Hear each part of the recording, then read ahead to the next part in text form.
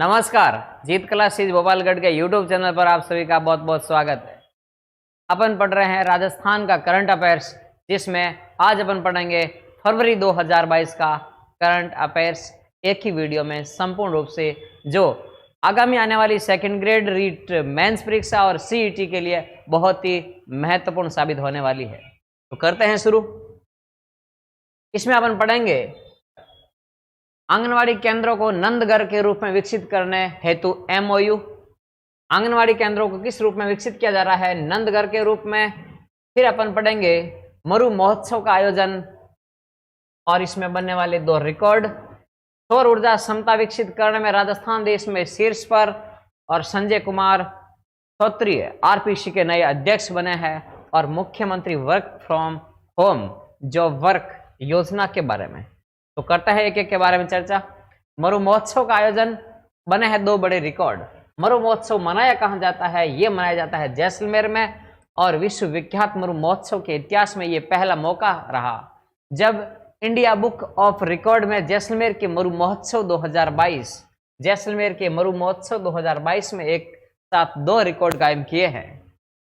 इसमें पहला रिकॉर्ड है रेगिस्तान के जहाज। रेगिस्तान के जहाज पर सुरों की सरताज, रेगिस्तान के जहाज पर सुरों की सरताज के नाम से बना।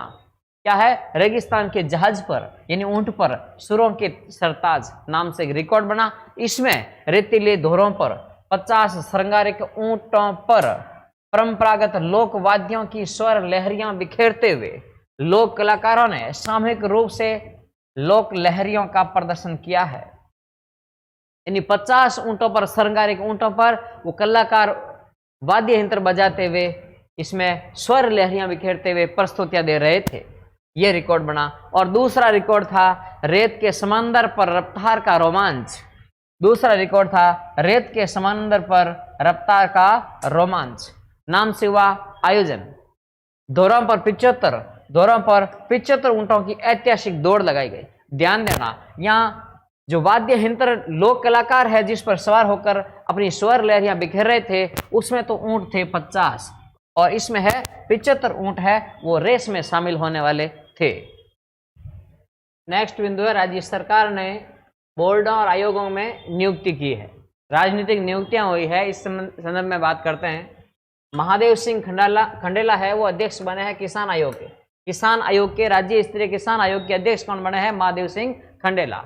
रफी खान क्या बना है? इन्हें अध्यक्ष बनाया है राजस्थान राज्य अल्पसंख्यक आयोग। अल्पसंख्यक आयोग का अध्यक्ष बनाया रफी खान को।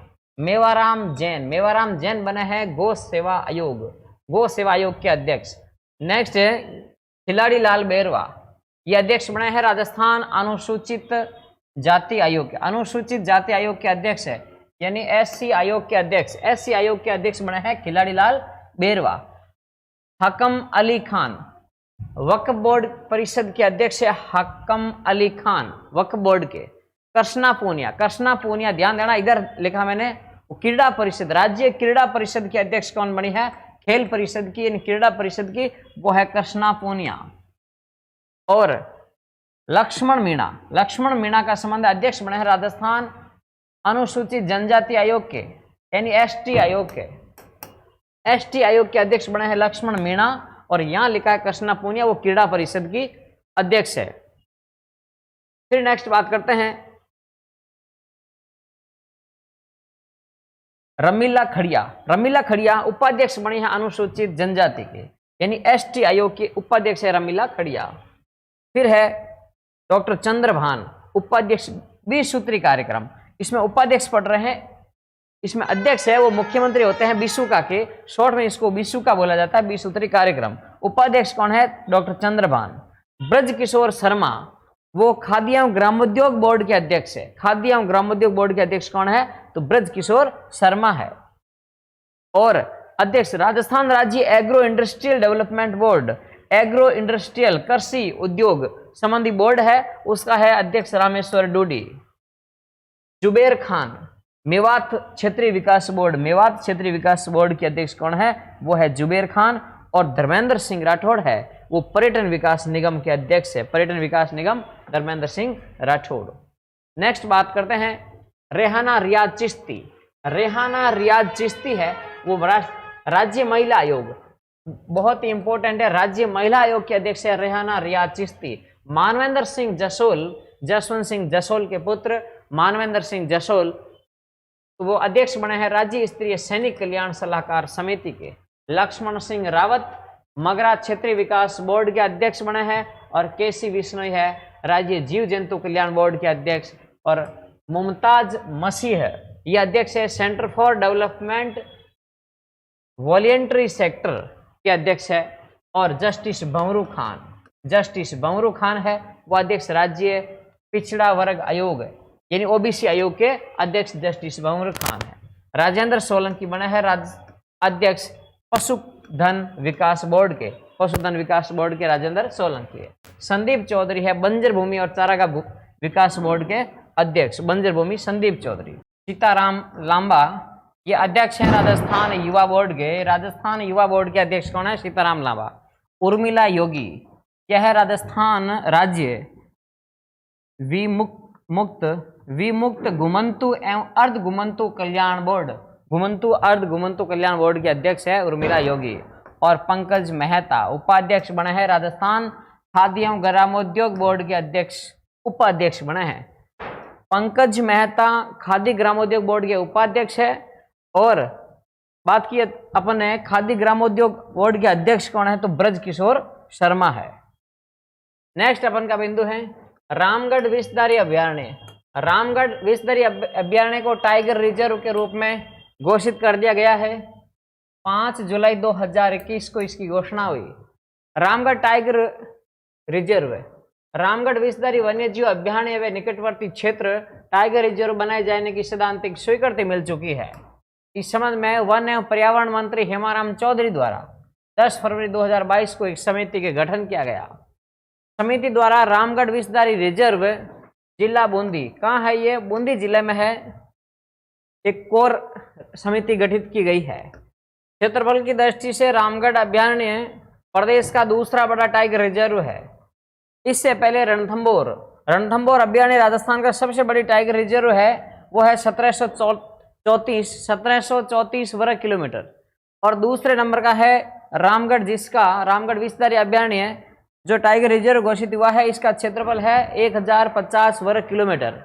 तीसरे नंबर है मुकुंदरा हिल्स, और उसके बाद में है सरिस्का वन्य जीव अभयारण्य इसके बाद में पड़ता है। नेक्स्ट बात करते हैं, ये राजस्थान का कितना है? चौथा। और देशवा कितना है?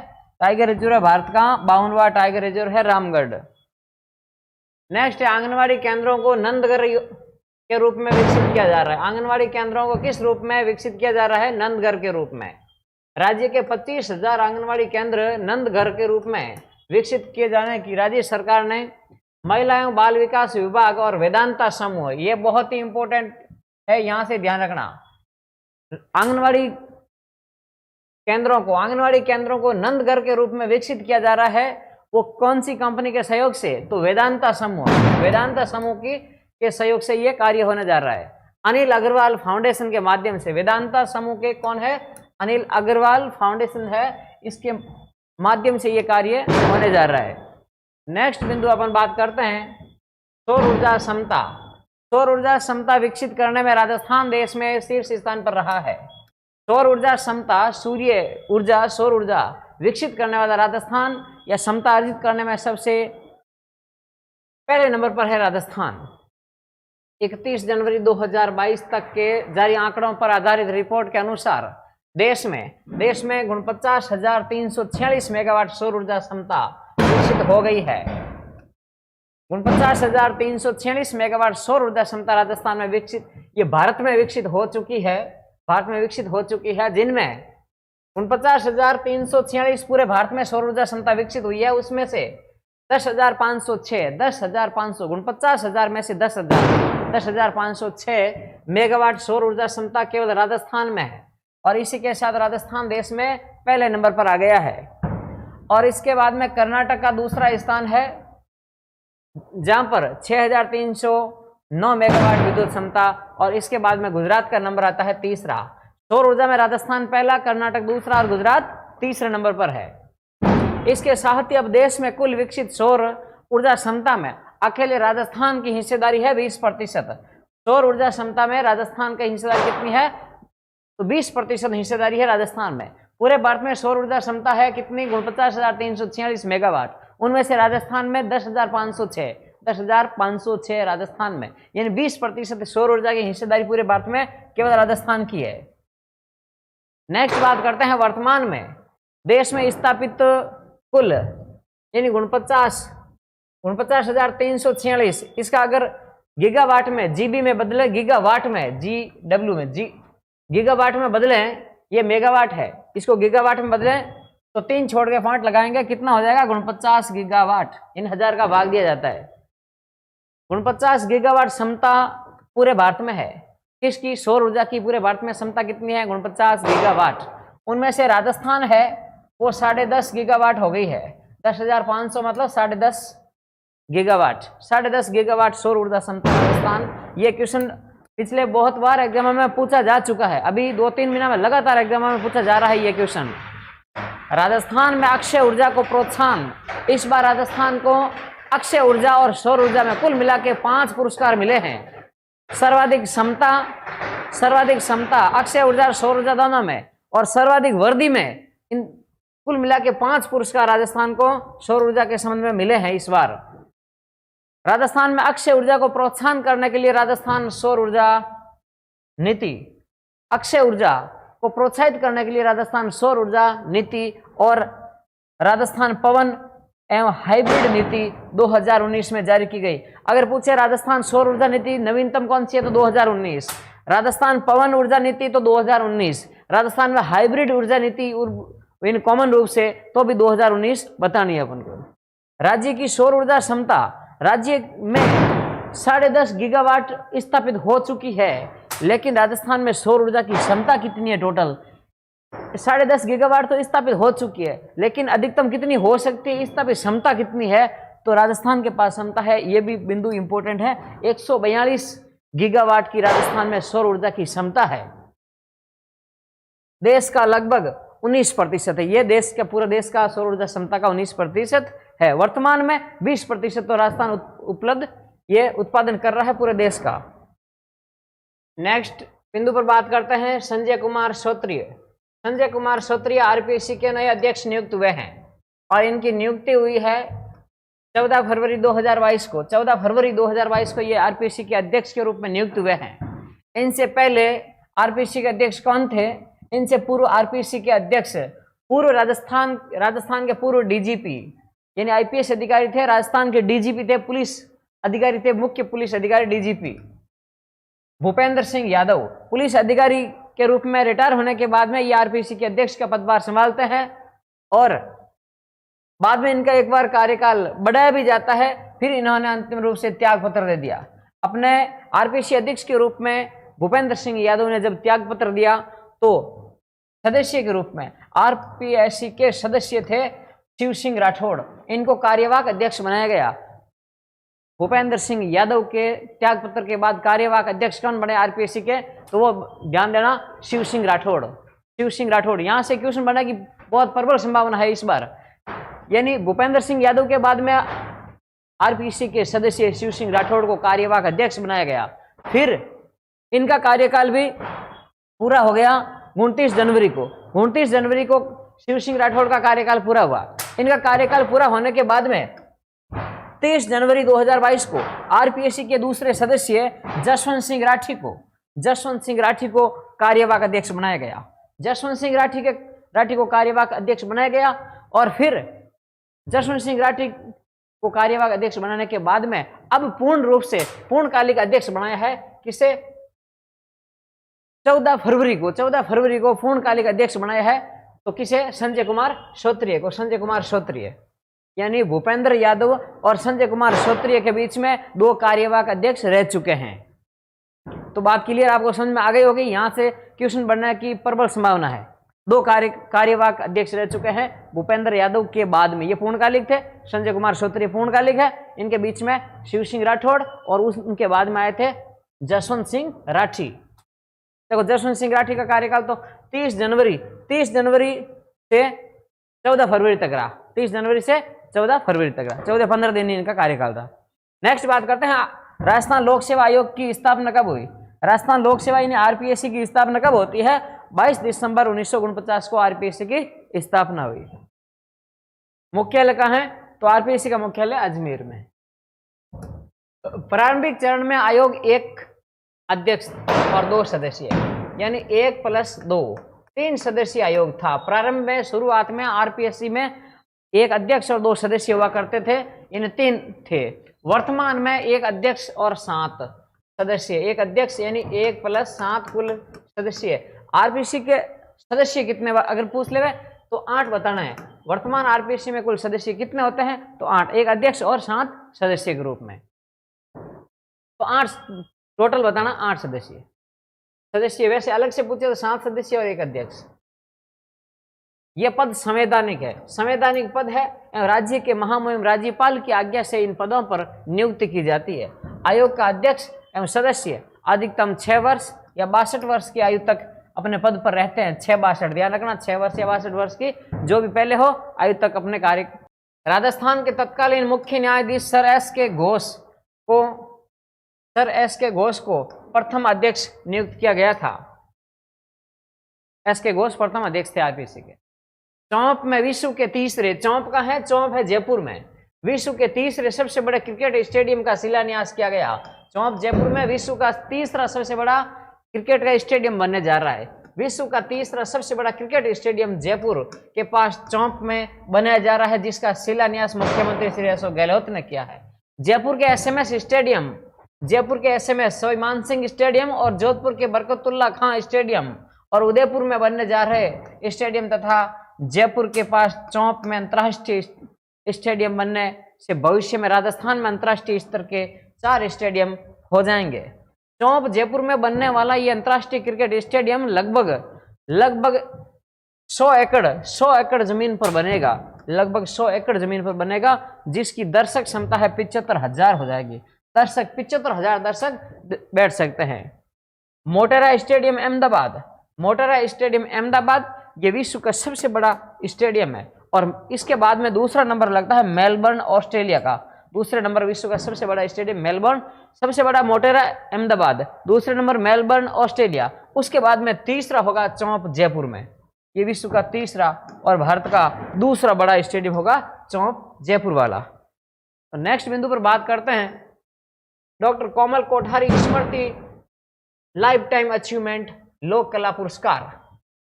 डॉक्टर कोमल कोठारी स्मृति लाइफ टाइम अचीवमेंट लोक कला पुरस्कार पश्चिमी क्षेत्र सांस्कृतिक केंद्र कहां पर है? ये उदयपुर में। पश्चिमी क्षेत्र सांस्कृतिक केंद्र कहां है? ये उदयपुर में है।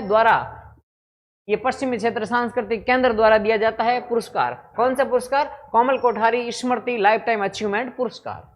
प्रदत्त किया जाने वाला ये प्रतिष्ठित पुरस्कार कोमल कोठारी स्मृति लाइफ टाइम अचीवमेंट लोक कला पुरस्कार राज्यपाल एवं पश्चिमी क्षेत्र सांस्कृतिक केंद्र के अध्यक्ष, राज्यपाल ही होते हैं पश्चिमी क्षेत्र सांस्कृतिक केंद्र के अध्यक्ष। पश्चिमी क्षेत्र सांस्कृतिक केंद्र जो उदयपुर में है, इसके अध्यक्ष ही राज्यपाल ही होते हैं। राज्यपाल कलराज मिश्र के निर्देशानुसार लोक कला मर्मज्ञ विजय शर्मा को यह पुरस्कार किसे दिया गया? तो विजय शर्मा को यह पुरस्कार दिया गया। विजय शर्मा पश्चिमी क्षेत्र सांस्कृतिक केंद्र के अध्यक्ष होते हैं राज्यपाल, और राज्यपाल ने यह पुरस्कार किसे दिया? विजय शर्मा को। कौन सा पुरस्कार? कोमल कोठारी स्मृति लाइफ टाइम अचीवमेंट पुरस्कार दिया गया विजय शर्मा को। नेक्स्ट बात करते हैं न्यूनतम मजदूरी 7 रुपए प्रतिदिन वृद्धि हुई है। न्यूनतम मजदूरी में 7 रुपए की वृद्धि हुई है। न्यूनतम मजदूरी की दरों में 7 रुपए प्रतिदिन की बढ़ोतरी का प्रस्ताव 1 फरवरी 2022 को मंजूरी मिली है। वृद्धि की अब दरें क्या होगी? इसमें 4 श्रेणियां होती है, अकुशल, अर्धकुशल, कुशल और उच्च कुशल। तो पूर्व दर ये थी, अब 7-7 रुपए बढ़ गए हैं। प्रत्येक में 7 की वृद्धि हुई है। 252 रुपए, 252 में 7 की वृद्धि हुई तो हो गया न्यूनतम किसकी? अकुशल की। अकुशल की 252 से 259 रुपए हो गई प्रतिदिन की मजदूरी। और अर्धकुशल में 264 से कितने हो गए? 271 हो गए। और कुशल श्रमिक है 276 से कितने हो गए? 283। और उच्च कुशल है 326 थे जो हो गए 333। ध्यान रखना, यहाँ 333 हो गए हैं उच्च कुशल में। न्यूनतम कितना रहा अकुशल वालों के लिए? पहले 252 था, अब हो गया है 259। 259 किन का? अकुशल श्रमिकों का। और उच्च कुशल है उनका 333 हो गया है। हाँ, नेक्स्ट ध्यान देना, इसमें है ना एक ये याद रखना, इन पहले न्यूनतम मजदूरी अकुशल श्रमिकों के लिए कितनी थी? 252। 7 की प्रत्येक में वृद्धि हुई है, प्रत्येक में 7 की वृद्धि हुई है, तो 252 से 259 हो गए, 259। अब एक ये याद रखना, बाकी है ना इसमें 12 प्लस कर लेंगे और इसमें 12 प्लस कर लेंगे, 12 प्लस हो जाएंगे, इनमें 12 प्लस हो जाएंगे, और यहाँ है वो 50 प्लस होंगे। ध्यान रखना, ये याद रखना अपन को 259 न्यूनतम मजदूरी है, 259 किन के लिए? अकुशल के लिए। और अर्धकुशल में तो 12 जोड़ लेंगे 271 हो जाएगा, और कुशल श्रमिकों के लिए 12 और जोड़ लेंगे 283 हो जाएगा, और उच्च कुशल के लिए 50 जोड़ेंगे तो हो जाएगा 333। उच्च कुशल अधिकतम मजदूरी कितनी है? 333 रुपए है। उल्लेखनीय है कि न्यूनतम मजदूरी की दरों में पिछली बार 27 वृद्धि किया था, प्रतिदिन मजदूरी में 27 रुपए वृद्धि हुई थी पिछली बार, ये 2020 की बात है। अब की बात है 1 फरवरी 2022 की, ये 7 की वृद्धि हुई है। इसमें न्यूनतम है वो 259 है, अधिकतम कितना हो गया? 333 हो गया है। और ध्यान रखना, इसमें इस प्रस्ताव को मंजूरी कब मिली है? वो मिली है 1 फरवरी 2022 से। 1 फरवरी 2022 से मंजूरी मिल गई, लेकिन ध्यान रखना ये दरें कब से लागू होगी? तो पीछे बैक डेट से लागू की गई है। ये तारीख बहुत ही इंपॉर्टेंट है आपके लिए, इसका विशेष ध्यान रखना, ये इंपॉर्टेंट है। इस तारीख को लागू हो गई। इन दरें प्रभावी कब से है? 1 जुलाई 2021 से ये दरें प्रभावी हो गई, यानी लागू हो गई। लेकिन घोषणा तो 1 फरवरी 2022 से हुई है, 1 फरवरी 2022 से घोषणा हुई, लेकिन पीछे से बैक डेट से ये प्रभावी मान लिया गया 1 जुलाई 2021 से। नेक्स्ट बिंदु पर बात करते हैं, सौभाग्य योजना। सौर ऊर्जा ग्रामीण विद्युतीकरण योजना से संबंधित है। सौभाग्य के तहत सौर विद्युतीकरण के मामले में राजस्थान देश में पहले स्थान पर है। सौर आधारित स्टैंड अलोन प्रणाली के माध्यम से घरों का विद्युतीकरण करने के मामले में राजस्थान सर्वाधिक घरों को विद्युतीकरण करने में देश में सबसे आगे है। यानी ग्रामीण क्षेत्र में या शहरी क्षेत्र में घरों में सर्वाधिक विद्युतीकरण किससे? सौर ऊर्जा से। सौर ऊर्जा से विद्युतीकरण करने के मामले में राजस्थान देश में पहले नंबर पर रहा है। इसके विपरीत पहाड़ी राज्य हिमाचल प्रदेश, सिक्किम और केंद्र शासित प्रदेश जम्मू कश्मीर इस योजना के मामले में 0 स्तर पर है। इसमें 0 लाभान्वित हुए हैं ये 3 राज्य, कौन से? हिमाचल, सिक्किम और जम्मू कश्मीर। लेकिन राजस्थान सौर ऊर्जा से घरों को लाभान्वित करने में देश में पहले स्थान पर रहा है। केंद्रीय ऊर्जा मंत्री R.K. सिंह द्वारा 10 फरवरी 2022 को लोकसभा में ये जानकारी दी है। उनके अनुसार सौभाग्य योजना के तहत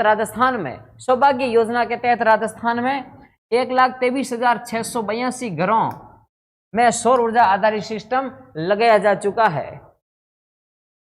नेक्स्ट बिंदु है सुधीर भंडारी। डॉक्टर सुधीर भंडारी को जो SMS हॉस्पिटल जयपुर के प्रधानाचार्य है डॉक्टर सुधीर भंडारी, इनको राजस्थान स्वास्थ्य विज्ञान विश्वविद्यालय का कुलपति नियुक्त किया गया है। फिर बात करते हैं बगराज चौधरी की। बगराज चौधरी राजस्थान कांग्रेस के वयोवृद्ध नेता एवं पूर्व मंत्री, जिनकी 85 वर्ष की आयु में निधन हो गया। ये मूल रूप से जालौर के थे, बगराज चौधरी। अमीमुद्दीन कागजी कौन है? राज्य हज कमेटी के सदस्यों की प्रथम बैठक में विधायक अमीमुद्दीन कागजी को राजस्थान हज कमेटी का अध्यक्ष बनाया गया है। राजस्थान हज कमेटी का अध्यक्ष किसे बनाया गया है? अमीनुद्दीन कागजी। नेक्स्ट बिंदु पर बात करते हैं अटल भूजल योजना। अटल भूजल परियोजना प्रदेश के 17 जिलों में, 17 जिलों की 17 दूना 34 + 4 38 पंचायत समितियों, 17 जिलों की 38 पंचायत समिति क्षेत्रों में लगभग 2 लाख हेक्टेयर भूमि पर क्रियान्वित की जा रही है ये योजना। इससे लगभग 1.55 लाख कृषक है वो लाभान्वित होंगे। कितने? 1.55 लाख किसान है वो लाभान्वित होंगे। कौन सी योजना से? अटल भूजल योजना, जो राजस्थान के 17 जिलों में अटल भूजल योजना और 38 पंचायत समिति क्षेत्र में ये लागू की गई है। 2 लाख हेक्टेयर भूमि इसे क्रियान्वित की जा रही, ये योजना 2 लाख हेक्टेयर भूमि क्षेत्र में क्रियान्वित की जा रही है। इससे 1.55 लाख किसान है वो लाभान्वित होंगे। परियोजना का प्रमुख उद्देश्य, कौन सी परियोजना? अटल भूजल परियोजना। परियोजना का प्रमुख उद्देश्य है वर्षा जल संरक्षण। वर्षा जल संरक्षण को बढ़ावा देने एवं इसके न्याय संगत उपयोग के लिए विभिन्न विभागों की योजनाओं द्वारा भूजल क्षेत्रों में कुशलतम जल प्रबंधन, भूजल में कुशलतम जल प्रबंधन को प्रमोट करते हुए गिरते भूजल स्तर में रोकथाम करना, ये इसका प्रमुख उद्देश्य है। यह अटल भूजल योजना। नेक्स्ट बिंदु पर बात करते हैं नायाब हुनर हाट। नायाब हुनर हाट प्रदर्शनी जयपुर में आयोजित की जा रही है। चरखे से सूत कताई, चाक से बर्तन बनाने, लाख की चूड़ी, ब्लू पोट्री बनाने और करगों पर कपड़ा बुनाई, मेहंदी लगाने एवं आरातारी कार्य के लाइव डेमो की व्यवस्था महिला दिवस के अवसर पर विशेष ये कार्यक्रम आयोजित किया गया, जिसका नाम रखा गया नायाब हुनर हाट। कहां पर आयोजित हुआ? ये प्रदर्शनी हुई जयपुर में। नवीन ऊर्जा नीति। नवीन ऊर्जा नीति, राज्य सरकार का ऊर्जा विभाग नई ऊर्जा नीति लाने की तैयारी कर रहा है। भास्कर सावंत की अध्यक्षता में नई ऊर्जा नीति, नवीन राज्य सरकार की नवीन ऊर्जा नीति है वो लाने की योजना बन रही है। किसकी अध्यक्षता में? तो भास्कर ए सावंत की अध्यक्षता में राजस्थान में ऊर्जा नीति बनने जा रही है। नई ऊर्जा नीति को प्रदेश की वर्ष 2050 तक की मांग और आपूर्ति को ध्यान में रखते हुए ये गठित की गई है। इन 2050 तक राजस्थान में ऊर्जा की मांग, उपलब्धता और आपूर्ति का समावेश करते हुए इस योजना को बनाया जा रहा है। नेक्स्ट ऊर्जा नीति बनाई जा रही है। किसकी अध्यक्षता में बनाई जा रही है? भास्कर ए सावंत की अध्यक्षता में। नेक्स्ट बिंदु है प्रोफेसर जगदीप प्रसाद यादव, हरदेव जोशी पत्रकारिता एवं जनसंचार विश्वविद्यालय जयपुर। हरदेव जोशी पत्रकारिता एवं जनसंचार विश्वविद्यालय जयपुर, जिसकी स्थापना अशोक गहलोत सरकार ने 2012 में की थी। के कुलपति ओम थानवी। ये कुलपति कौन है? ओम थानवी के स्थान पर, इससे पहले ओम थानवी थे, के स्थान पर राजस्थान ऋषि भृत हरि मत्स्य विश्वविद्यालय अलवर के कुलपति प्रोफेसर जगदीश प्रसाद यादव को ILD कौशल विश्वविद्यालय जयपुर के कुलपति का अतिरिक्त कार्यभार सौंपा गया है। नेक्स्ट बात करते हैं सघन मिशन इंद्रधनुष 4.0। मिशन इंद्रधनुष यानी सघन मिशन इंद्रधनुष 4.0 टीकाकरण से संबंधित है। राजस्थान के चिकित्सा एवं स्वास्थ्य विभाग द्वारा 2 वर्ष तक के बच्चों को 9 तरह की बीमारियों से बचाने के लिए 2 वर्ष तक के बच्चों को 9 तरह की बीमारियों से बचाने के लिए जयपुर में सघन मिशन इंद्रधनुष 4.0 जयपुर में ये शुरू किया गया टीकाकरण अभियान है। ये 7 फरवरी से शुरू हुआ है, 7 फरवरी 2022 से सघन मिशन इंद्रधनुष 4.0 अभियान के तहत बच्चों को BCG, polio, hepatitis B, pentavalent और FIPV, RVV, PCV तथा MR सहित 9 तरह की बीमारियों से बचाने के लिए टीकाकरण किया जा रहा है। सघन मिशन 2022 का सघन मिशन इंद्रधनुष 4.0। नेक्स्ट बिंदु है KL श्रीवास्तव। राज्यपाल कलराज मिश्र ने राज्य सरकार के परामर्श से एक आदेश जारी कर KL श्रीवास्तव को जयनारायण व्यास विश्वविद्यालय का क्या बनाया है? कुलपति बनाया है। KL श्रीवास्तव जयनारायण व्यास विश्वविद्यालय के कुलपति बने हैं। खेरुणा बूंदी जिले का एक गांव, खेरुणा गांव बूंदी जिले का जो प्रथम ODF प्लस राजस्थान का प्रथम ODF प्लस आदर्श गांव के कारण ये चर्चा में रहा। खेरुणा गांव बूंदी जिले का है जो प्रथम राजस्थान का प्रथम ODF प्लस आदर्श गांव बना है खेरुणा गांव बूंदी का, बूंदी जिले का है खेरुणा गांव। यहाँ एक अनूठा पार्क बनाया गया है जिसमें पुरानी जींस, अनूठा पार्क बनाया है जहां पर पुरानी जींस का उपयोग करते हुए इनमें प्लांटेशन यानी पौधे लगाए, पुरानी जींसों को रखकर उसमें पौधे लगाए गए, जींस पार्क नाम दिया गया इसका। नेक्स्ट बिंदु है नया भारत, संकल्पित भारत, सशक्त भारत। संकल्पित भारत, सशक्त भारत। भारत सरकार के सूचना एवं प्रसारण मंत्रालय के क्षेत्रीय लोक संपर्क ब्यूरो उदयपुर द्वारा नया भारत, संकल्पित भारत, सशक्त भारत विषय पर भीलवाड़ा के मैत्रीय सभागार में 3 दिवसीय मल्टीमीडिया प्रदर्शनी आयोजित की गई। मल्टीमीडिया प्रदर्शनी आयोजित की गई है कहां पर? तो ये आयोजित की गई है भीलवाड़ा में। नेक्स्ट बिंदु पर बात करते हैं गोडवाड़ पर्यटन विकास सर्किट।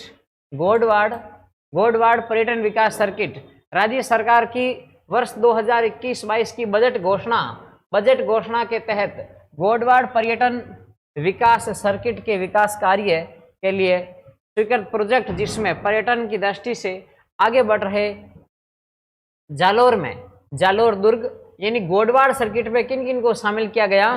तो जालोर दुर्ग, सुंदा माता तीर्थ, ये प्रारंभिक दौर में इनको शामिल किया गया है, जालोर दुर्ग और सुंदा माता तीर्थ।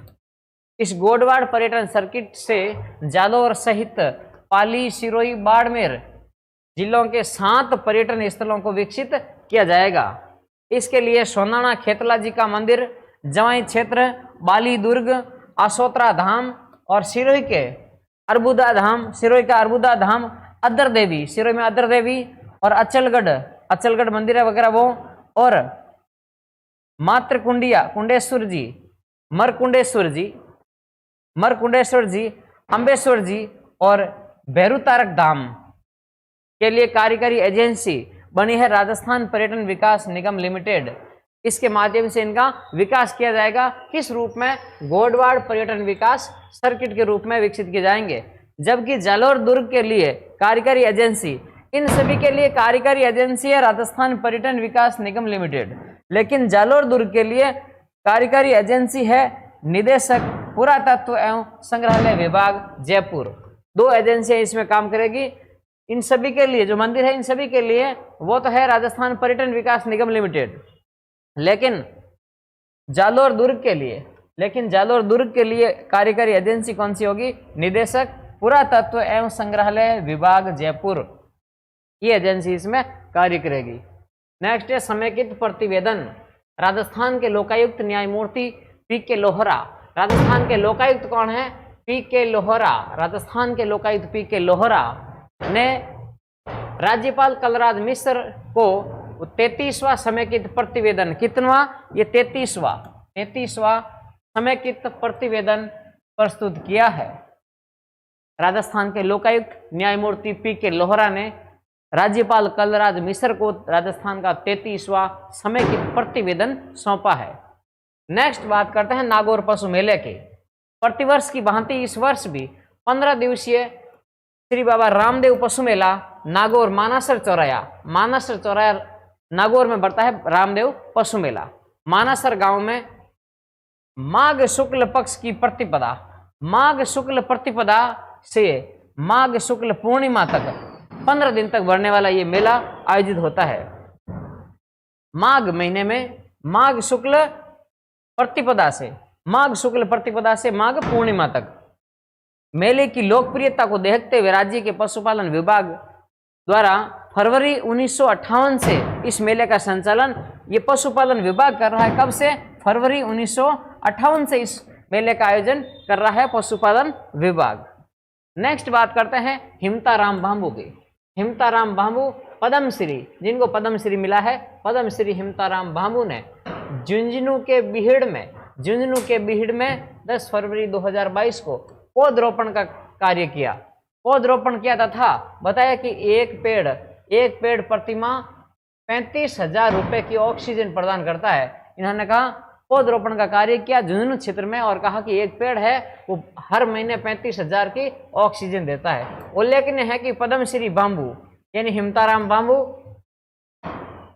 7 ज पर कार्य करते हैं। 7 ज पर कार्य करने वाले हिमताराम बांबू। 7 ज मतलब, पहला ज का मतलब है जल, फिर है जंगल, जीव, जमीन, जलवायु, जैविक और जनसंख्या। इन पर कार्य करने वाले 7 ज पर कार्य करने वाला है हिमताराम बांबू, जिनको पद्मश्री पुरस्कार से सम्मानित किया जा चुका है।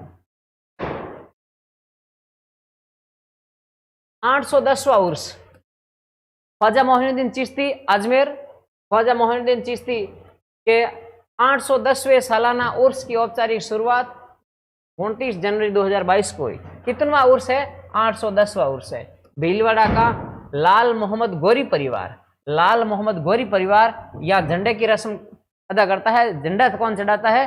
तो गोरी परिवार भीलवाड़ा का। ये 1994 से ये कार्य करते जा रहे हैं। 1994 से भीलवाड़ा का गोरी परिवार है, लाल मोहम्मद गोरी का परिवार, वो यहाँ उर्स का झंडा चढ़ाते हैं। उल्लेखनीय है कि सालाना उर्स का विधिवत शुभारंभ रजब माह का चांद दिखाई देने पर होता है। प्रथम रजब से छठी रजब तक यहाँ उर्स का आयोजन होता है। नेक्स्ट है ई गवर्नेंस अवार्ड। राजस्थान को ई गवर्नेंस जो अवार्ड मिला है उसकी बात करते हैं। प्रदेश में ई गवर्नेंस के लिए बेहतर कार्य करने वाले अधिकारियों के लिए सरकार ने ई गवर्नेंस अवार्ड 2019-20 व 2020-21 की घोषणा 2022 में की है। जिलों में विभिन्न ई गवर्नेंस योजनाओं में बेहतर काम करने वाले अधिकारियों को 7 कैटेगरी में यह अवार्ड दिया गया है।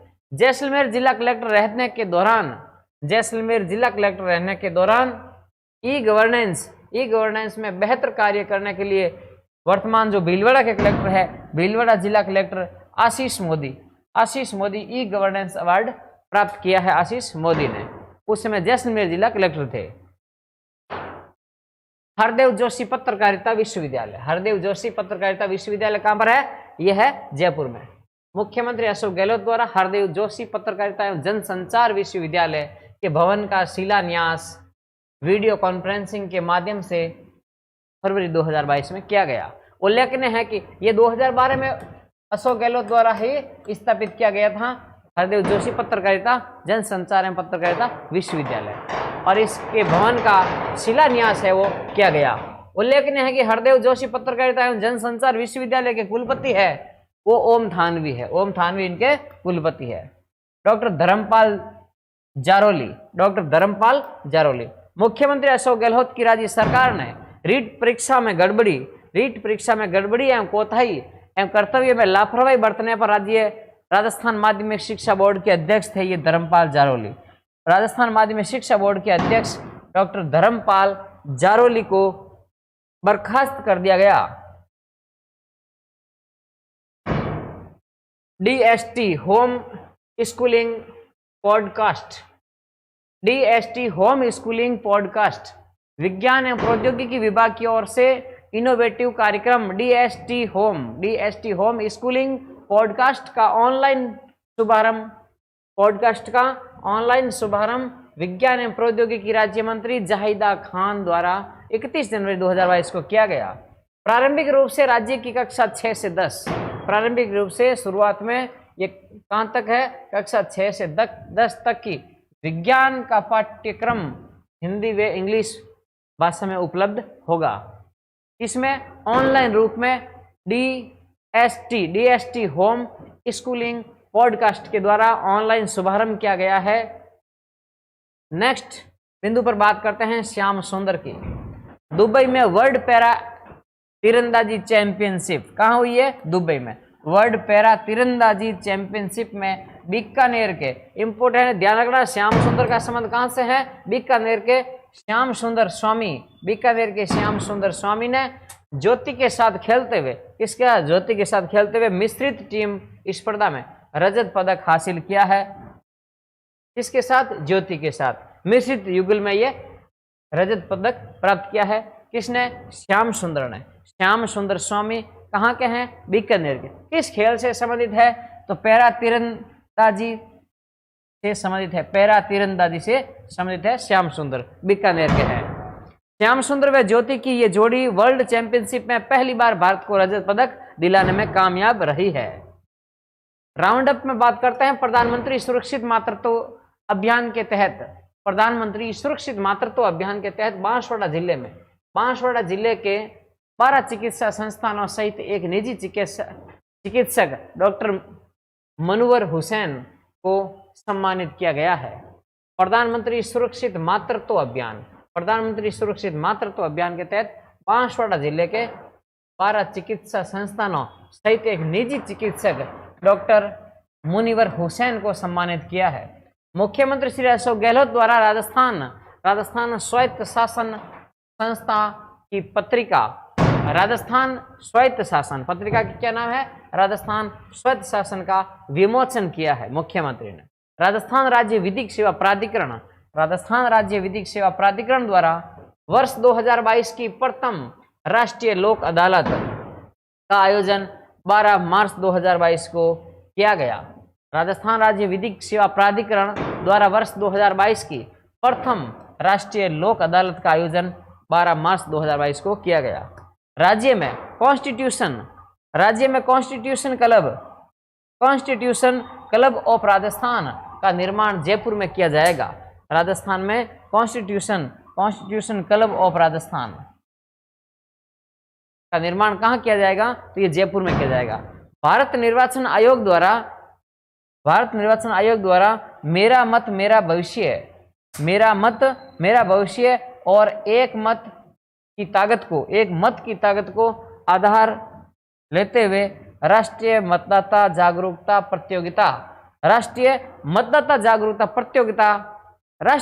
दिवस के अवसर पर 25 जनवरी को आयोजित की गई। 25 जनवरी 2022 को यह प्रतियोगिता आयोजित की गई, राष्ट्रीय मतदाता जागरूकता प्रतियोगिता। नेक्स्ट बात करते हैं राजस्थान सरकार का बजट 2022-23 के कुछ मुख्य बिंदु अपन देखने जा रहे हैं। बजट 2022-23 का 2022-23 का बजट 23 फरवरी 2022 को मुख्यमंत्री द्वारा, जिनके पास वित्त मंत्री का पावर विभाग भी है, तो इन्होंने 23 फरवरी 2022 को विधानसभा में प्रस्तुत किया। चौथी बार प्रस्तुत इस सत्र का, इस कार्यकाल का चौथा बजट था ये। चौथी बार प्रस्तुत इस बजट की विशेषता अलग से पेश किया गया कृषि बजट। इस बार कृषि बजट है वो अलग से पेश किया गया, जो राजस्थान का पहला कृषि बजट है वो अलग पेश किया गया। इससे पहले मुख्यमंत्री अशोक गहलोत द्वारा ही राज्य का पहला पेपरलेस बजट पिछली बार 2021-22 में पेश किया गया। पहला पेपरलेस बजट 2021-22 और पहला कृषि बजट वो अलग पेश किया गया, तो वो है 22-23। 2022-23 का बजट है वो पहला कृषि बजट है। नेक्स्ट बात करते हैं, इसमें 2022-23 के बजट में राजस्व प्राप्तियां कितनी हुई और इसमें राजस्व व्यय कितना हुआ, घाटा कितना है, तो इनके बारे में थोड़े आंकड़े देख लेते हैं। राजस्व प्राप्तियां है वो है 2,14,777 करोड़, ये राजस्व प्राप्तियां हुई है। और खर्च कितना हुआ है राजस्व व्यय हुआ है 2,38,465, यानी 2,14,000 तो आए हैं और 2,38,000 खर्च कर चुके हैं। इनमें से ये घटाएंगे, व्यय ज़्यादा है, व्यय में से आय घटाएंगे तो आ जाएगा राजस्व घाटा। और राजस्व घाटा कितना है राजस्थान में? राजस्थान सरकार पर राजस्व घाटा है 23,488 करोड़ का। वापस देखते हैं राजस्व प्राप्तियां कितनी हुई है। बड़े आंकड़े देखना, 2,14,000 प्राप्त हुए हैं, 2,38,000 खर्च कर दिए, इसलिए 23,488 राजस्व घाटा रहा है। फिर एक दूसरी बात है राजकोषीय घाटा। राजकोष में कितना घाटा रहा है वो है 58,000। देखो राजस्व घाटा 23,000 और राजकोषीय घाटा 58,000, ज्यादा वाला राजकोषीय घाटा है। राजकोषीय घाटा है 58,211 करोड़ का। और पूंजी खाते में प्राप्तियां कितनी हुई है? पूंजी खाते में प्राप्तियां है वो 1,31,324, 1,31,000 है, वो है पूंजी खाते में प्राप्तियां कुल। नेक्स्ट बिंदु है पूंजी खाते में व्यय कितना हुआ है, तो वो है 1,31,000 तो पूंजी खाते में प्राप्तियां हैं और 1,07,717 ये है पूंजी खाते में व्यय। और पूंजी खाते देखो व्यय है वो कम है और इसमें दिया है 1,31,000 पूंजी खाते में प्राप्तियां है और 1,30,000 तो प्राप्तियां है। पूंजी खाते में व्यय कितना है? 1,07,000। तो अधिक के यानी पूंजी खाते में प्राप्तियां ज्यादा है, व्यय कम है, तो अधिक के रहेगा। अधिक के कितना रहेगा? वो है 23,607, यानी 23,000 लगभग है, वो पूंजी खाते में अधिक के रहा है। वित्त वर्ष 2022-23 के राज्य बजट में राजकोषीय घाटा है वो कितना है? इंपॉर्टेंट फैक्ट है, ध्यान देना, 4.36% है राजकोषीय घाटा। मेन बिंदु है ये, 4.36% है वो राजस्थान का राजकोषीय घाटा है। वित्त वर्ष 2022-23 के लिए राज्य बजट में मुख्यमंत्री ने शहरों में भी रोजगार सुनिश्चित करने के लिए इंदिरा गांधी शहरी रोजगार गारंटी योजना लाने की एक योजना बनाई है, प्लान बनाया है, जो अभी शुरू हो चुकी है। इंदिरा गांधी शहरी रोजगार योजना शुरू की है। नेक्स्ट बात करते हैं मुख्यमंत्री की घोषणा के अनुसार आगामी वर्ष में महात्मा गांधी नरेगा में यानी इंदिरा गांधी शहरी रोजगार, ये नरेगा की तरह ही, मनरेगा की तरह ही शहरों में भी रोजगार योजना शुरू की जा रही है। वो है राज्य सरकार की, केवल राज्य सरकार की योजना है ये है 100 दिन की। और जो वर्तमान में चल रही है मनरेगा, उसमें 100 दिन का रोजगार मिलता है, उसमें राज्य सरकार अपनी तरफ से 25 दिन का एक्स्ट्रा देगी और राज्य सरकार ने इसको कर दिया 125 दिन का रोजगार। मनरेगा में ग्रामीण क्षेत्र में जो चल रही है 100 की जगह 125 कर दिया, और शहरी क्षेत्र में एक नई राज्य सरकार अपनी तरफ से योजना शुरू कर रही है, इंदिरा गांधी शहरी रोजगार योजना, उसमें 100 दिन का रोजगार मिलेगा। बजट घोषणा के अनुसार आगामी वर्ष में स्कूली विद्यार्थियों के लिए 3 माह की अवधि ब्रिज कोर्स चलाया जाएगा। कोरोना काल में जो शिक्षा में पिछड़ गए उनके लिए 3 माह का एक ब्रिज कोर्स लाया जाएगा। मुख्यमंत्री ने आगामी वर्ष में 100 यूनिट प्रति माह तक बिजली का उपयोग करने वाले उपभोक्ताओं को 50 यूनिट तक तो निःशुल्क दी जाएगी। 100 यूनिट तक यूज करने वाले बिजली यूज करते हैं एक घरेलू उपभोक्ता, उनके लिए 50 यूनिट है वो निःशुल्क उपलब्ध करवाई जाएगी।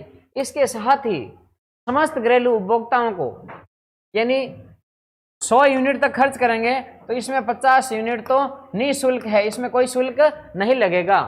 और घरेलू ये किन के लिए है? घरेलू उपभोक्ताओं के लिए है। और अगर 150 यूनिट खर्च करते हैं तो 150 यूनिट अगर खर्च करते हैं तो 3 रुपये प्रति यूनिट का अनुदान दिया जाएगा। 150 यूनिट खर्च करेंगे 3 रुपये प्रति यूनिट, 3 रुपये प्रति यूनिट के दर से सरकार देगी अनुदान। और अगर 150 से 300 यूनिट तक खर्च करते हैं, विद्युत खर्च करते हैं 150 से 300 यूनिट तक प्रति माह तो 2 रुपये प्रति यूनिट, 2 रुपये प्रति यूनिट है वो राज्य सरकार अनुदान देगी। 100 यूनिट खर्च करेंगे 50 यूनिट फ्री मिलेगी। 150 यूनिट तक खर्च करेंगे तो 3 रुपये प्रति यूनिट अनुदान मिलेगा। और 150 से 300 तक यूनिट खर्च करेंगे प्रति माह तो 2 रुपये प्रति यूनिट है वो अनुदान दिया जाएगा राज्य सरकार द्वारा। चिकित्सा एवं स्वास्थ्य सेवाएं, मुख्यमंत्री ने चिरंजीवी योजना में 5 लाख की जगह जो राज्य चिकित्सा निःशुल्क चिरंजीवी योजना थी उसकी सीमा बढ़ाकर 10 लाख कर दी गई। 10 लाख तक का इलाज एक वर्ष में एक परिवार के लिए निःशुल्क उपलब्ध हो गया है। पहले 5 लाख था, अब 10 लाख कर दिया। निःशुल्क इलाज उपलब्ध करवाया जाएगा। मुख्यमंत्री चिरंजीवी दुर्घटना बीमा, ये तो चिरंजीवी स्वास्थ्य बीमा योजना है, इसमें इलाज करवा सकते हैं पहले 5 लाख तक का, अब करवा सकते हैं 10 लाख तक का। एक दूसरी योजना और अब नई प्रारंभ हुई है, वो थी पिछले बजट की योजना, अब की बार इसमें राशि बढ़ी है। एक दूसरी नई योजना इस बजट में शुरू हुई है, दुर्घटना बीमा, चिरंजीवी दुर्घटना बीमा योजना, मुख्यमंत्री चिरंजीवी दुर्घटना बीमा योजना। तो इसमें 5 लाख तक का दुर्घटना बीमा कवर किया जाएगा, निःशुल्क बीमा मिलेगा 5 लाख तक का। जयपुर, जोधपुर, अजमेर और कोटा में निम्न मेडिकल संस्थाएं स्थापित की जाएगी। नेक्स्ट बिंदु है जयपुर, जोधपुर, अजमेर और कोटा में निम्न मेडिकल संस्थान है वो स्थापित किए जाएंगे। तो ये मेडिकल संस्थान है वो 4 जगह अलग अलग स्थापित होंगे। यहाँ से थोड़ा ध्यान रखना, नाम समानता है थोड़ी। Institute of neuro science and institute of neuroscience and ophthalmology, ophthalmology, institute of neuroscience and ophthalmology है, यह है एसएमएस मेडिकल कॉलेज जयपुर में। और फिर है इंस्टीट्यूट ऑफ न्यूरोसाइंस, देखो ये शब्द ऑप्थेल्मोलॉजी है, ये एक्स्ट्रा इसमें, और बाकी यहाँ तक नाम सेम है। इंस्टीट्यूट ऑफ न्यूरोसाइंस, न्यूरोसाइंस यहाँ तक सेम है, तो न्यूरोसाइंस केवल न्यूरोसाइंस क्या है अगर कह दें तो SN medical college, Sampurnanand medical college Jodhpur में। इंस्टीट्यूट ऑफ न्यूरोसाइंस है एसएन मेडिकल कॉलेज जोधपुर, और institute of neuroscience and ophthalmology यह है एसएमएस मेडिकल कॉलेज जयपुर में। तो ये ऑप्थेल्मोलॉजी ये शब्द एक्स्ट्रा आ जाए ना तो एसएमएस जयपुर बताना। नेक्स्ट बिंदु पर बात करते हैं, ये जयपुर जोधपुर दो कंप्लीट हो गए ये, और इन दोनों में समानता है, और ये और नेक्स्ट वाले में समानता है। यह है institute of paediatrics, institute of paediatrics neonatology maternity, institute of paediatrics neonatology and maternity, यह है JK Lon hospital Kota, JK Lon hospital Kota में। और अजमेर में क्या है वो देखते हैं, तो अजमेर में है institute of paediatrics and neonatology, institute of paediatrics and neonatology, यह है JLN medical college Ajmer. Ajmer में क्या है, एक मैटरनिटी वाला शब्द एक्स्ट्रा नहीं है, ये मैटरनिटी वाला शब्द है ना, इसमें ये यहाँ तक सेम है, और मैटरनिटी है ये है कोटा वाला में एक्स्ट्रा है, और यहाँ अजमेर वाला में ये मैटरनिटी शब्द हटाया है, बाकी सेम है। तो ये जेके लॉन मेडिकल कॉलेज JLN, जेके लॉन तो कोटा में है, JLN मेडिकल कॉलेज ये अजमेर वाला में। नेक्स्ट बात करते हैं, 1000 नए उप स्वास्थ्य केंद्र खोले जाएंगे। फिर बात करते हैं सड़क सुरक्षा की, रोड सेफ्टी एक्ट लाया जाएगा, रोड सेफ्टी एक्ट लाकर राजस्थान पब्लिक ट्रांसपोर्ट अथॉरिटी का गठन किया जाएगा, रोड सेफ्टी एक्ट लाया जाएगा, और इसी के साथ राजस्थान पब्लिक ट्रांसपोर्ट अथॉरिटी का गठन किया जाएगा। नेक्स्ट है CMRIP रिप्पा, CM रिप्पा, क्या है रिप्पा, ये रिप्पा जयपुर में, ये संस्था है रिप्पा जयपुर में, स्टेट रोड सेफ्टी इंस्टीट्यूट खोला जाएगा। रिप्पा में क्या खोला जाएगा, रिप्पा जयपुर में, CM रिप्पा जयपुर में स्टेट रोड सेफ्टी इंस्टीट्यूट खोला जाएगा।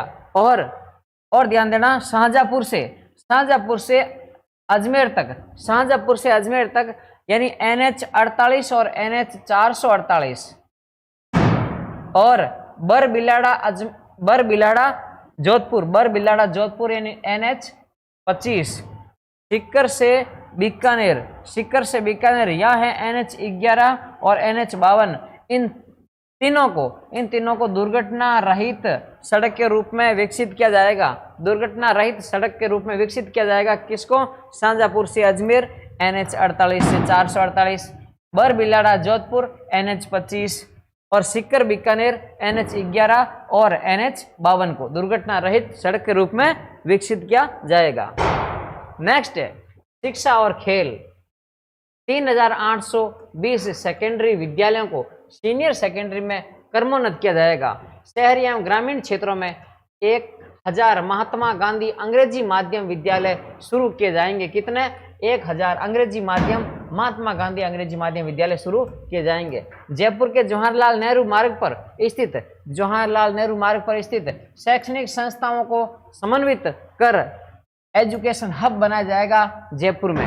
मौलाना आज़ाद विश्वविद्यालय जोधपुर, मौलाना अबुल कलाम आज़ाद विश्वविद्यालय जोधपुर को यहाँ पर क्या किया जाएगा, 15 करोड़ की लागत से सामाजिक समरसता एवं सद्भाव पर शोध हेतु centre for excellence and research की स्थापना की जाएगी। इस पर मौलाना अबुल कलाम आज़ाद विश्वविद्यालय जोधपुर में 15 करोड़ की लागत से सामाजिक समरसता एवं सद्भाव पर शोध हेतु centre for excellence and research की स्थापना की जाएगी।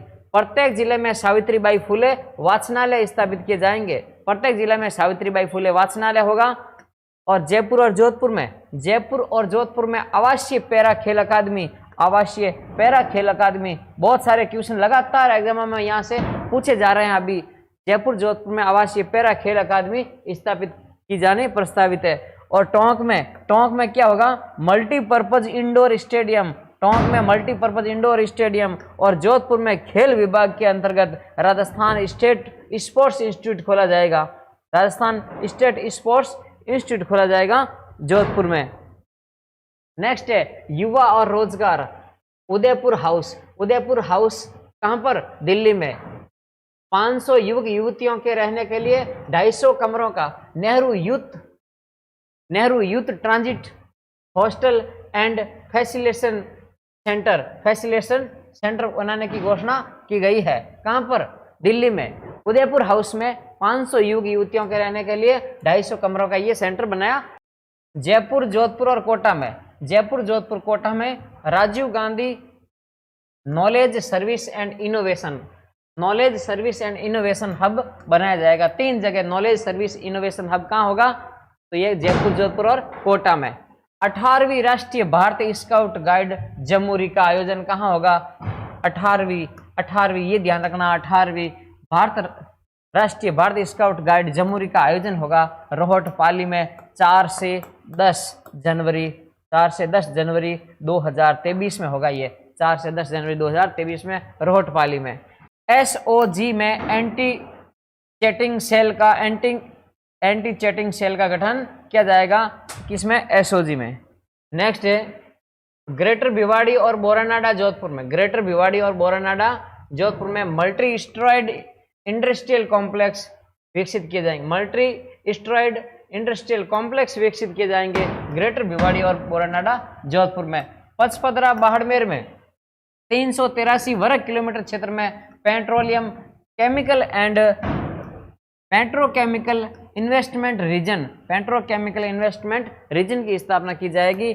CISF यानी सेंटर में औद्योगिक सुरक्षा बल होती है CISF, उसकी तर्ज पर राजस्थान में RISF स्थापित की जाएगी, यानी राजस्थान औद्योगिक सुरक्षा बल की स्थापना की जाएगी।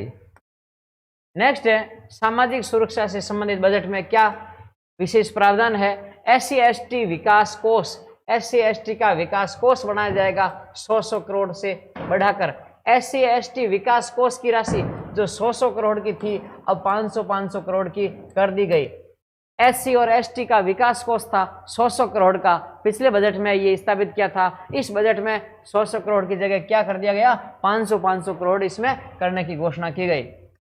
सामान्य श्रेणी के इकोनॉमिक वीकली सेक्शन यानी EWS, इकोनॉमिकली वीकर सेक्शन यानी EWS में 100 करोड़ का एक EWS कोष का गठन, यानी SC ST का 100 करोड़ का कोष था, बजट कोष था, पहले पिछले बजट में घोषित किया था। अब की बार 100 की जगह 500 करोड़ का कर दिया गया और EWS का एक नया कोष बनाया गया। EWS का कोष है वो गठित किया गया 100 करोड़ से EWS कोष का गठन किया गया। इंदिरा रसोई की संख्या बढ़ाकर 1000 कर दी गई। इंदिरा रसोई की संख्या कितनी कर दी गई, 1000 कर दी गई। नेक्स्ट है मुख्यमंत्री दिव्यांग स्कूटी योजना के अंतर्गत 5000 और कालीबाई भील एवं देवनारायण स्कूटी योजना के अंतर्गत प्रतिवर्ष दी जाने वाली स्कूटियों की संख्या है वो 13000 से बढ़ाकर 20000 कर दी गई। मुख्यमंत्री दिव्यांग स्कूटी योजना है, इसमें 5000 स्कूटी संख्या कर दी गई और कालीबाई भील तथा देवनारायण स्कूटी योजना में प्रतिवर्ष जो 13000 स्कूटियां दी जाती थी अब कर दी गई 20000 स्कूटियां प्रतिवर्ष दी जाएगी।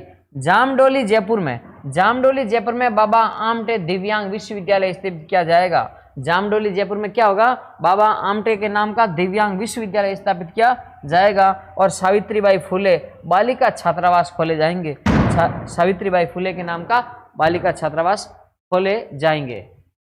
प्रत्येक विधानसभा क्षेत्र में सड़कों के कार्य हेतु 5 करोड़ की राशि बढ़ाकर 10 करोड़ कर दी गई। प्रत्येक विधानसभा में सड़कों के विकास के लिए 5 से 10 करोड़ कर दी गई राशि। जयपुर मेट्रो का विस्तार बड़ी चौपड़ से दिल्ली आगरा हाईवे पर ट्रांसपोर्ट नगर तक कर दिया गया। जयपुर मेट्रो का विकास बड़ी चौपड़ से आगे बढ़ा दिया, यानी आगरा हाईवे पर ट्रांसपोर्ट नगर तक कर दिया। यह है स्कीम फेज 1C के तहत, और मानसरोवर से 200 फीट बाईपास तक, मानसरोवर से दूसरा सिरा मानसरोवर तक जाता है जयपुर मेट्रो का, तो मानसरोवर से 200 फीट बाईपास तक, 200 फीट बाईपास पर अजमेर रोड तक यह फेज 1D के तहत विकसित किया जाएगा। जयपुर मेट्रो का बड़ी चौपड़ से आगरा हाईवे ट्रांसपोर्ट नगर तक, बड़ी चौपड़ से ट्रांसपोर्ट नगर तक ये विकसित किया जाएगा फेज 1C के तहत। और दूसरा एंड सिरा है मानसरोवर, तो मानसरोवर से आगे कर दिया गया, मानसरोवर से 200 फीट बाईपास तक ये अजमेर रोड तक बढ़ा दिया गया, यह है फेज 1D। नेक्स्ट है केंद्रीय bus stand Sindhi camp Jaipur. केंद्रीय bus stand Sindhi camp Jaipur को multi modal integrated ISBT hub के रूप में विकसित किया जाएगा।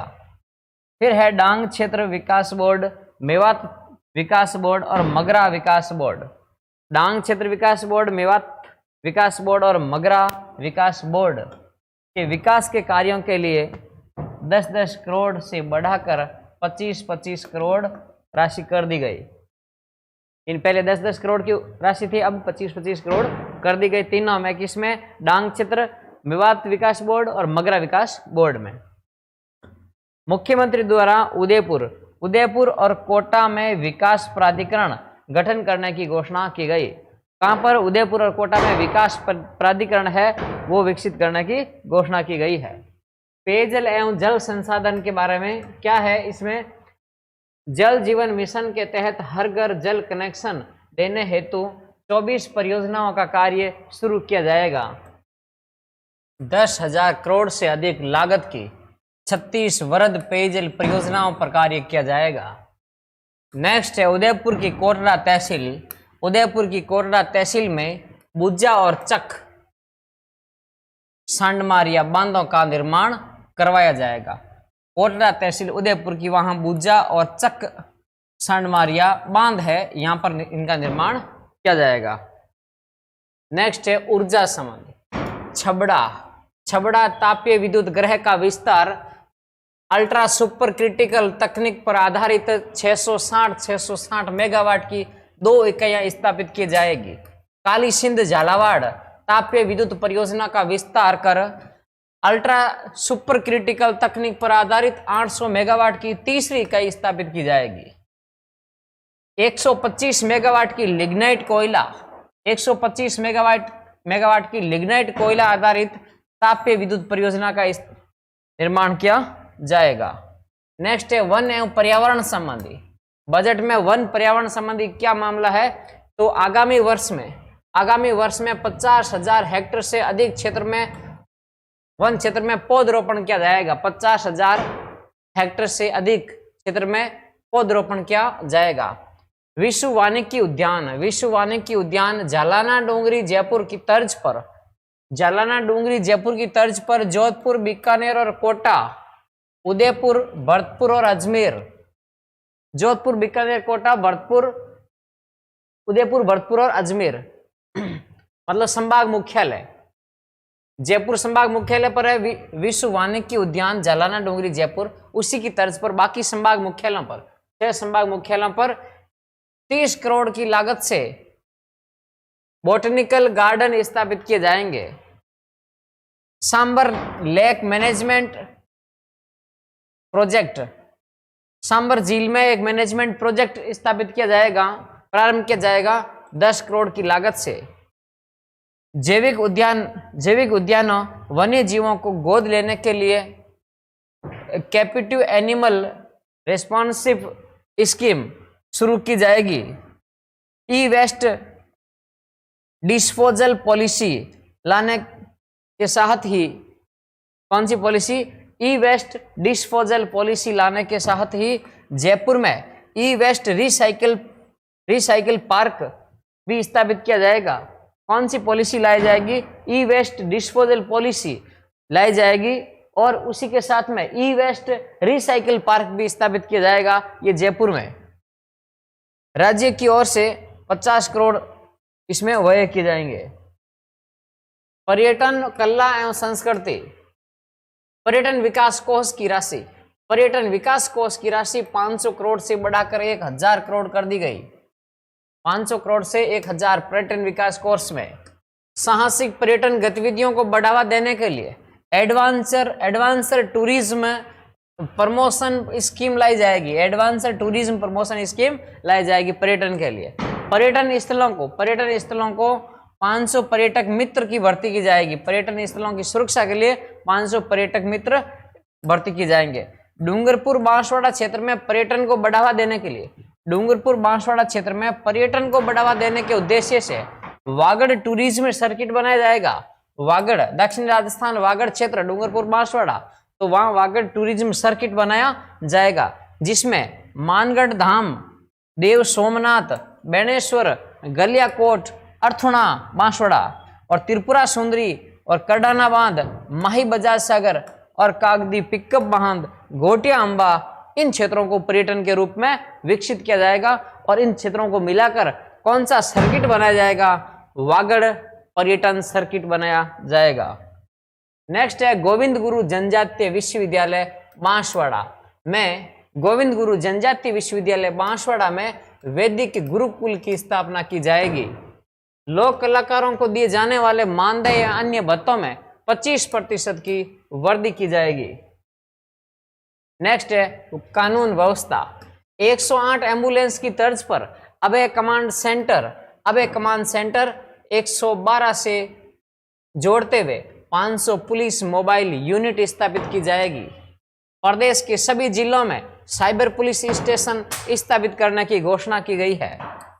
पोखरण, जैसलमेर, हिंडौन, करौली और कामा भरतपुर में अतिरिक्त पुलिस अधीक्षक के कार्यालय खोले जाएंगे।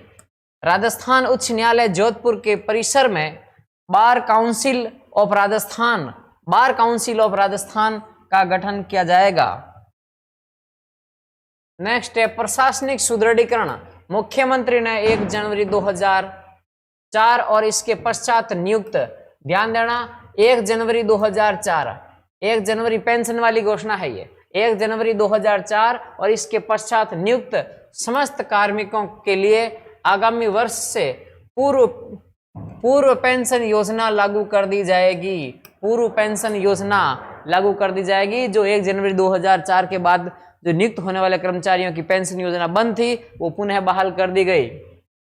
बजट के कर प्रस्ताव एवं अन्य प्रमुख घोषणाएं। टूरिज्म एंड हॉस्पिटलिटी सेक्टर को इंडस्ट्रियल सेक्टर के रूप में मान्यता दी गई है। टूरिज्म और हॉस्पिटलिटी सेक्टर को इंडस्ट्रियल सेक्टर, हॉस्पिटलिटी और टूरिज्म को इंडस्ट्रियल के रूप में पूर्ण रूप से मान्यता देने की घोषणा की गई है। एमएसएमई उद्यमियों को संबल प्रदान करने के लिए उद्यमियों को 3 वर्ष के स्थान पर 5 वर्ष स्वीकृतियों निरीक्षणों से मुक्ति मिलेगी। यानी जो एमएसएमई के तहत नए उद्यम लगने जा रहे हैं, उनको प्रशासनिक निरीक्षण वो 3 वर्ष में छूट थी, 3 वर्ष तक निरीक्षण नहीं होता, वो अब 5 वर्ष कर दिया गया। 5 वर्ष तक उनका निरीक्षण नहीं किया जाता, उनको छूट मिलती है। कृषि बजट जो अलग से पेश किया गया 2022-23 का, तो क्या है इनके बारे में? राजस्थान की अर्थव्यवस्था में गहरा प्रभाव रखने वाली कृषि पर पहला पृथक बजट मुख्यमंत्री ने प्रस्तुत किया है।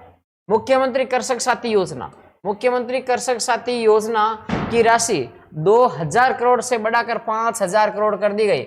मुख्यमंत्री कृषक साथी योजना जो 2000 करोड़ की थी, वो बढ़ाकर 5000 करोड़ की ये योजना करने की घोषणा की गई है। इस मिशन के तहत और क्या किया गया? जीरो बजट नेचुरल फार्मिंग यानी 2019-20 में घोषित की गई थी। उसी के क्रम में मुख्यमंत्री जैविक खेती मिशन की शुरुआत प्रस्तावित की गई है। 600 करोड़ के प्रावधान वाले इस मिशन के तहत कौन सा? Zero budget natural farming.